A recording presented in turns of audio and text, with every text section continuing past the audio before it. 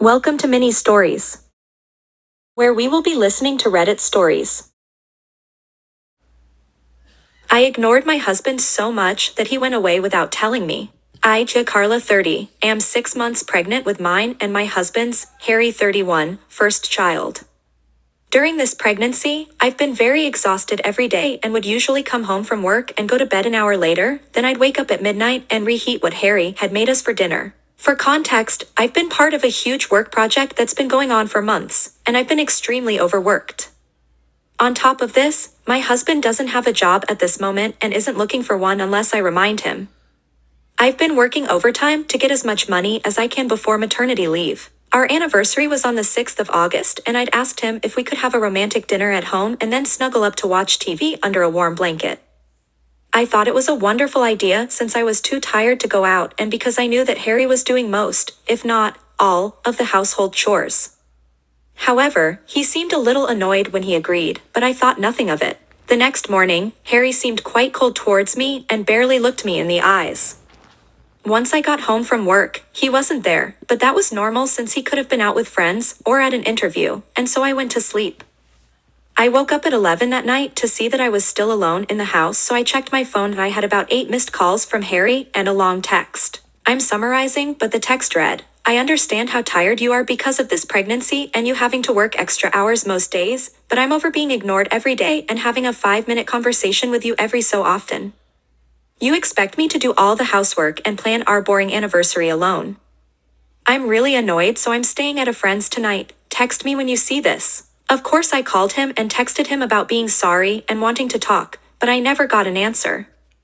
In the morning, I called my boss about having a day off and spent most of it waiting for Harry and planning my apology. However, when he came home, he silently handed me a rose and a card saying that he loves me but needs a few days away from me to figure out what he's going to say/do. Then, those days became a week. This part happened on the 13th, 8 days later. I messaged him every day and he would constantly say that he needed one more day, or just another night at his friend's to figure this all out, but on the 13th, I decided to go to the friend's home he was staying at to confront him. So I drove over, nearly 30 minutes away, and banged on the door so hard that I could hear it echo from inside. By this point, I'd realized that I should have put more effort into our relationship, but he also should have talked to me about this instead of running away. Harry's friend came to the door and was confused but pleased to see me. He seemed a little on edge as I talked to him and he had to break the silence every so often with comments about my pregnancy and how he couldn't wait to meet the baby. Finally, we stopped talking and I practically demanded to see Harry, saying that I wanted to apologize but also explain how childish he was being by hiding from me. The thing that I found absolutely hilarious, but actually not at all, was that his friend said that Harry wasn't there and had left for Ireland on the 9th, Ireland. To say I was absolutely beyond furious and extremely confused would be such an understatement. His friend invited me in and sat me down to talk. Turns out that Harry had told his friend of our problems and had come up with the solution of going on a holiday as a couple to sort everything out and learn to love each other again, in Harry's words. So, of course, his friend thought that this was a lovely idea and helped him to book the flight on the evening of the 5th, the first time he had stayed at his friend's house. Since it was a last-minute booking, Harry's friend had stayed up with him for quite a while before they found a flight who was taking a few more passengers due to canceled tickets. His friend then explained how he'd been confused when I arrived at the door but didn't want to say anything about the holiday in case it had ended early due to us arguing. Harry's return ticket is booked for the 20th of August.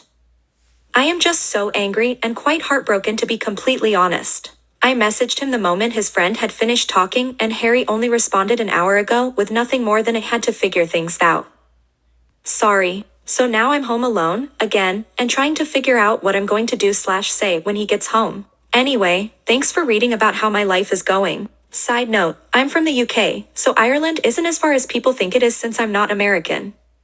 But it is still.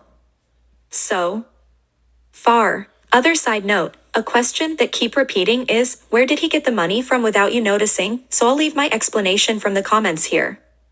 He has a bank account with his money from when he worked as a teenager and a little into his 20s, before we met, and a few years ago, we agreed not to touch that money and add to it every so often. It was a backup savings account, so I'm assuming that he took the money from there since it wasn't from the joint account. I've had time to think a little. Here's another note, 6 hours later. I knew this post would get attention, but I assumed it would only be a little. I've never used Reddit before, but I've seen it on TikTok a few times, so I thought posts only became popular on there, and maybe this one would get as popular as my Am I the Asshole post. Not very. I was upset when I posted this and didn't think about how I'd handle all of the judgments and conspiracies once I'd calmed down. I appreciate the hard truths, empathy, and/or advice given to me, but I am not divorcing him, changing the locks, calling a lawyer, or anything like that. Longer think. I'm not deciding anything until our talk, but I definitely won't be staying in my home with him after this. I can't trust him not to run away again. I'll talk more about this on my actual update, but I've gained some self-respect and realized he's being an asshole. I talked to my mom and she's happy for me to move in with her on the 21st, and I'm free to stay for as long as I need to. So, I'm going to post an update just to clear the air when I can, hopefully the day after Harry is home. 20th/21st, and then delete this all a day or two later, or I'll forget to. Relevant comments: how many tickets did he buy? 2 tickets as far as his friend knows, and I don't know who he took with him, but I'd like to assume it's a different friend or a relative, or that it just wasn't used. Are you delusional? I'm not. Just because I hope he's not with another woman, doesn't mean that I believe that. Also, I think I know who's with him, but I'm not going to say anything until I know. If I'm right though, he's definitely not cheating. His feelings are valid, but his response is extreme. Thank you, this is actually quite helpful. I know I am not the good guy in all this, and that I should have made time for him or recognized that we needed to talk. I just wish that he'd have asked me to have a day off, since I clearly didn't notice how he was feeling, or got a job so that I wouldn't be working so much so we could be together more. Update post. I want to start this out by saying that a lot of questions have been answered since Harry came home yesterday evening. The main one being that he did use the second ticket, but for his sister. For the last few days, Harry's friend has been living with me and helping me through this. One way was that he scheduled a couples and individual counselor for Harry and I. I have also been calling my mom every day since the 13th, and with the one counseling session, Harry's friend, and my mom all giving me the same advice, I scheduled an early maternity leave with a slight bonus to each paycheck because of all my overtime and unpaid help. I officially leave work in 4 days. Back to yesterday, Harry's friend went to pick Harry up and sent me photos of who he was with as reassurance that it was his sister, Tiff, not her real name. When they arrived, I prepared dinner and cleaned the downstairs of our home so that we could have a civilized conversation without hunger or distractions to stop us. Harry looked extremely tired and he seemed to be on the verge of crying the moment I opened the door to them all. I was incredibly patient for the sole reason of being able to get through this discussion in one piece, and so when Harry wouldn't speak, I let Tiff explain why she had gone with him. Tiff is a lovely lady who helped me through the few months before my pregnancy. However, Harry didn't stay in close contact with her and I lost touch when the work project started. Because of this, she had no clue about anything going on until Harry called her and said that he had a spare ticket to Ireland. At first, she was reluctant since she knew that I was pregnant, and so she tried to ask why he would leave and if I was with someone who could care for me. Eventually, Harry snapped and told her the real reason of why he was going away, and so she joined him to make sure that he knew it was wrong, but also to help him through all the emotions that he was feeling. She was the reason that Harry came back to me. If she hadn't have gone with him, then Harry admitted that he might have moved to central London or a small village in the countryside to hide from this.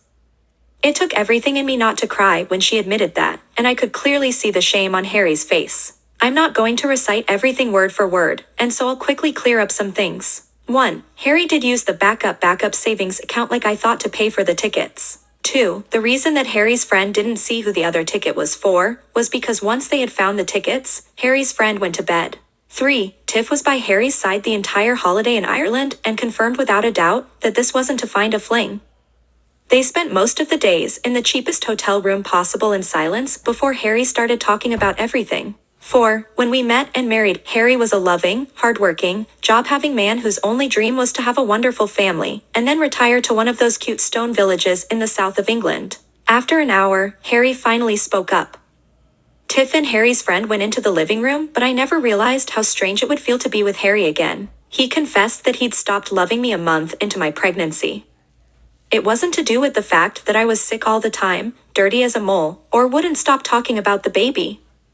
He just didn't have a reason. Since he couldn't think of why he stopped loving me, he assumed that the love would come back in no time, that maybe it was some delusion caused by the stress of a baby on the way. Over time, that love didn't come back and he started feeling incredibly guilty and alone in it all, which is when he got fired from his job.